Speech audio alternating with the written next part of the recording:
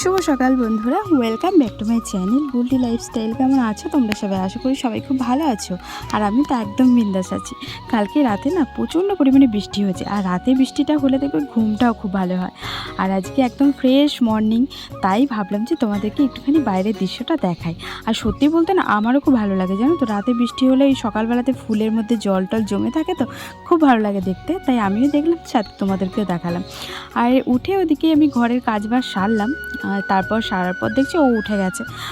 ও উঠে গেল, তারপর ব্রাশটা এদিকে করতে চলে আসলাম, কারণ ওর জন্য আমি বসে থাকি, ব্রাশ করতে পারি না। ওই যে আজকাল মানে আবার এত হয়ে গেছে, মানে থাকতে থাকতে কী বলো তো, একটা অ্যাটাচমেন্ট তৈরি হয়ে যায়। তো সেই রকমই আর কি, আজকাল আমাকে ছাড়া ব্রাশ করতে চায় না।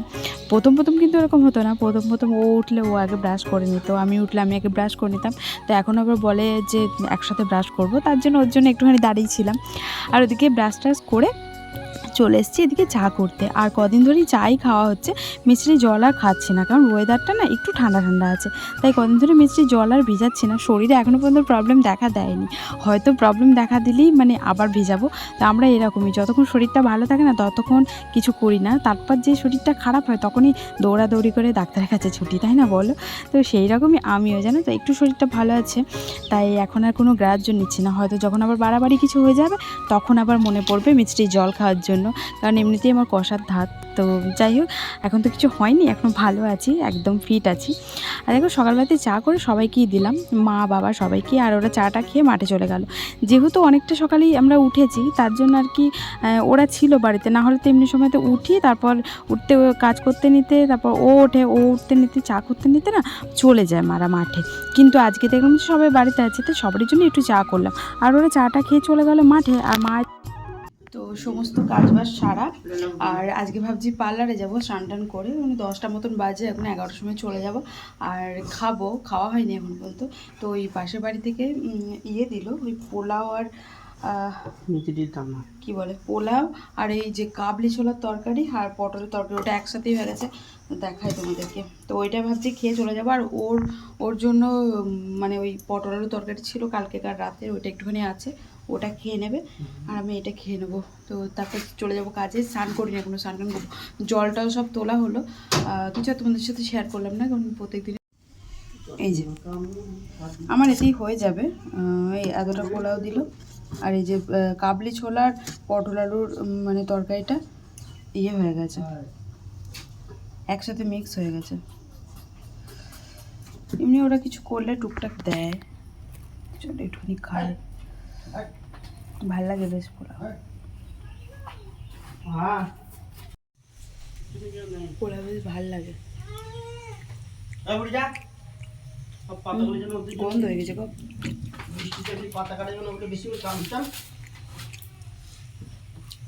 পরে নামিয়ে দেবো, দাঁড়া।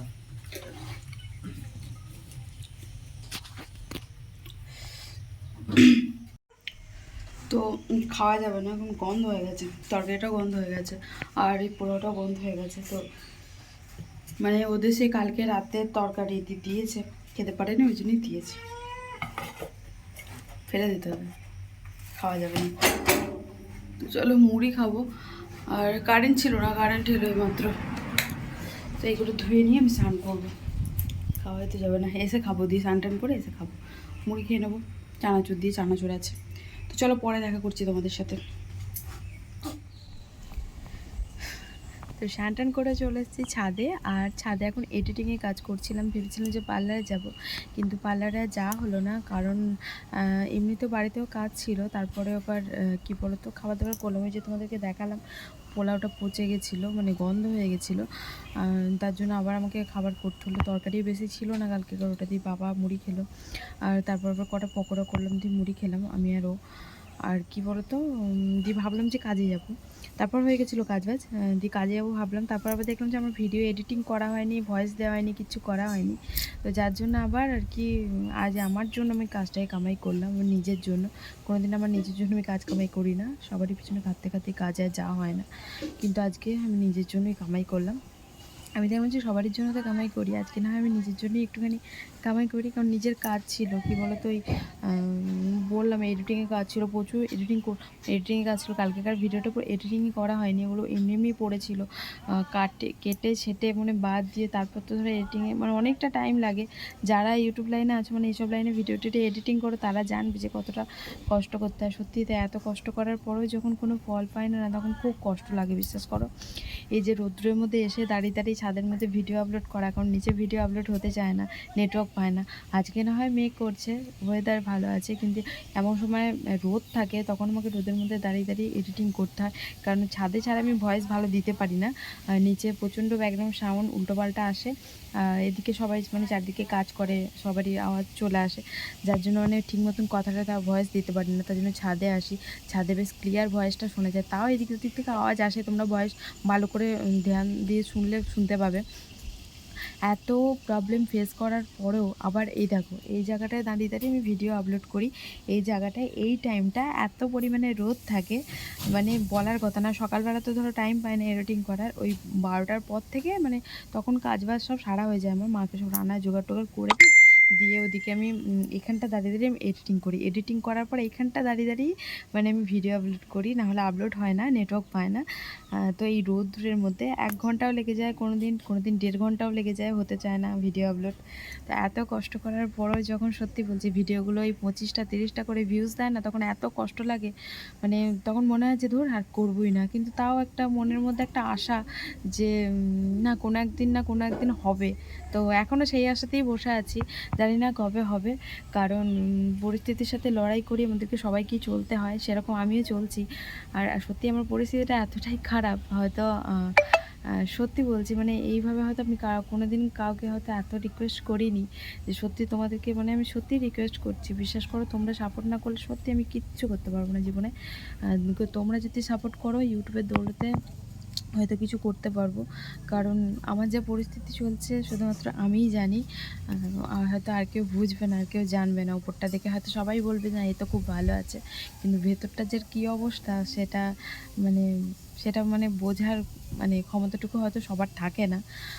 তো যাই হোক, আজকে চেয়ারটা নিয়ে এসেছি, কারণ আজকে না অনেকটা টাইম লাগছে আপলোড হতে, যার জন্য আর কি দেখলাম যে বসে দাঁড়িয়ে আছি অনেকক্ষণ ধরে, পায়েও ব্যথা করছিল, তাই চেয়ারটা নিয়ে আসলাম। আজকে যেহেতু ওয়েদারটা মানে ভালো, মেঘ করছে, তাই রোদটাও খুব একটা নেই, তাই আর কি এখানে বসে বসে এডিটিংটা করলাম, এডিটিংয়ে কাজ করে আপলোডে বসিয়েছি, আপলোড হচ্ছে ভিডিও, তারপর চলে যাব নিচে। আপলোড হওয়ার পর নিচে গিয়ে মায়ের রান্নাবান্না প্রায় হয়ে গেল, আজকে ডিম হবে, সব কিছু করে দিয়ে আসলাম। তো চলো পরে দেখা করছি তোমাদের সাথে, অনেক বকবক করে ফেলেছি। চলে এসেছিলাম নিচে, এদিকে মায়ের রান্নাবান্নাও হয়ে গেছিলো। তো আজকে রান্না হয়েছিল কাঁঠালের বীজ দিয়ে, আলু দিয়ে, পটল দিয়ে, কুমড়ো শাক দিয়ে তরকারি হয়েছিল, আর হয়েছিল ডিমের ঝোল। তো চলো খাওয়া দাওয়া করে নিয়ে একটুখানি ঘুমাবো, তারপর তোমাদের সাথে দেখা করছি একদম বিকালবেলা। গুড ইভিনিং বন্ধুরা, এখন বাজে সন্ধ্যার ওই 6টা মতন, আর আমি এখন ছাদে এলাম, কারণ ওর একটা প্যান্ট মেলা আছে, ওটাই তুলতে। আমি আজকে কিছু কাটছি না জানো তো, আর এদিকে চেয়ারটা আছে, দুপুরে ভিডিও এডিটিং করছিলাম, আর এখন যাব আমি কাজে। অনেকটা মানে কি বলতো বেলা বেড়েছে, অনেকটা বেড়েছে, 7টার সময় সন্ধে লাগছে এখন, সেটা নিয়ে নাও না। তো চল একবার নিচে গিয়ে তোমাদের সাথে কথা বলছি, একদম রেডি হয়ে। কত মোজ নেমেছে দেখো জলে, দাঁড়া দেখাই তোমাদেরকে, দেখতে পাবো কিনা জানি না, হালকা হালকা অন্ধকার লেগে যাচ্ছে তো। আর আজকে পুকুরটা সাফাই করেছে, খুব বড় লাগছে। মারবা তুমি, মারবা? এই দুপুরবেলাতে কি বলছিল ওটা বলো আমার ভিউয়ারদের। দুপুরবেলাতে আমাকে বলছে কুড়ের হার মানা যায় বলো, আমাকে বলছে কুড়ে। আমি আমি আমি যা কাজ করি আমার ভিউয়ার্সরা জানে। যাই হোক, মানে কিছু মানুষের কথা ইগনোর করাটাই বেটার, জাস্ট ইগনোর। এরকমই আমার মতন মানে যারা আছো, যারা মানে যাদের হাজব্যান্ড এরকম বলে, তো তারা জাস্ট ইগনোর করবে এই কথাগুলোকে, যত ইগনোর করবে তত লাইফে ভালো থাকবে। এগুলো হচ্ছে নেগেটিভ মানুষজন। স্যার মারবা? তো চলো তোমাদেরকে দেখাই, মজা করছিলাম, মজা আমাদের চলতেই থাকে এরকম। তো দেখতে পাচ্ছ ও নেমেছিল গো, তোমার দেখো কথা বলতে বলতে উঠে পড়লো, ওই যে ওইখানে চান করছিল। আর এই দেখো পুরো পুকুরটা আজকে পরিষ্কার করলো, সেই বড় বড় সেই দাম গাছ না কি গাছ হয়েছিল না ওইগুলো সব কেটে দিল আজকে। এই ফোকাস নেয়নি।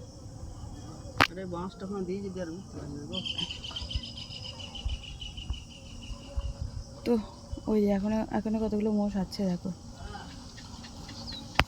এই প্রত্যেক দিন জানো তো এই টাইমে মানে মোষগুলো যায় বাড়ি যাওয়ার টাইমে এখানে স্নান করে দিয়ে যায়।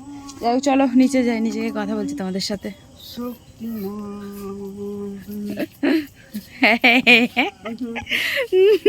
So funny. কে শক্তিমান দেখতে কমেন্টে জানিয়ে। আমি শক্তিমানের যুগের মানুষ।